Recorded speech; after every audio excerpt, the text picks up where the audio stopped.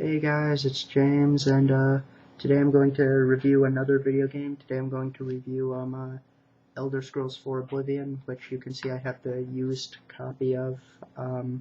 My original copy got stolen, so I'm going to review the used copy. And this game came out in 2006, and was made by Bethesda Studios, who also made Fallout 3 and the previous Elder Scrolls games, which I did not play. What's interesting about Elder Scrolls 4 is it's really the main storyline is the least important thing you could do for the game.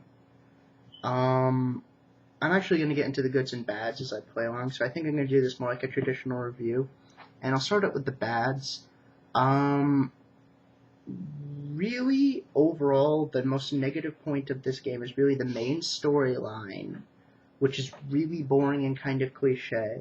The fact that the world does kind of repeat itself in the sense that, like one cave looks exactly the same as another cave. Like, one field will look exactly the same as another field, one lake will look exactly the same as another lake. This game is really fucking glitchy. And once you make it to a certain level, like once you make it to, let's say level 25, the game becomes far too easy. Like, you can't lose.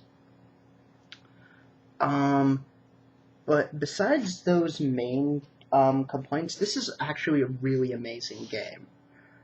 The graphics for the time are really good, and besides the main storyline being kind of a cliche, you have to battle a demon realm kind of invading this realm kind of story, the overall side plots for the side quests and side guild things are really interesting. The guild quest lines are actually a million times more interesting than the actual storyline.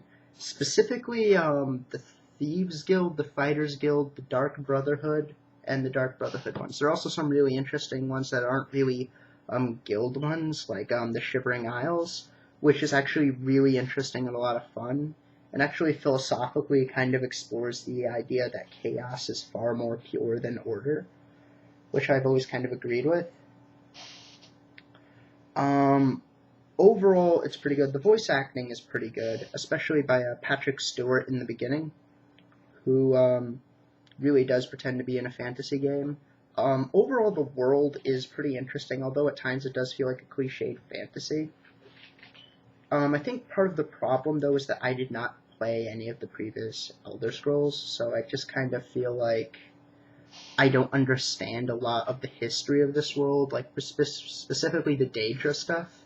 And I think I'm not supposed to really understand what Daedras are, but I kind of just feel like, can I have some explanations of the history of Daedra with this world, or what they are?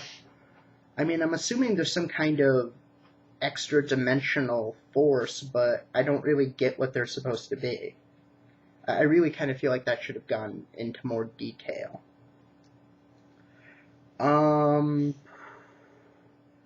This is actually turning out to be a lot shorter review than I thought.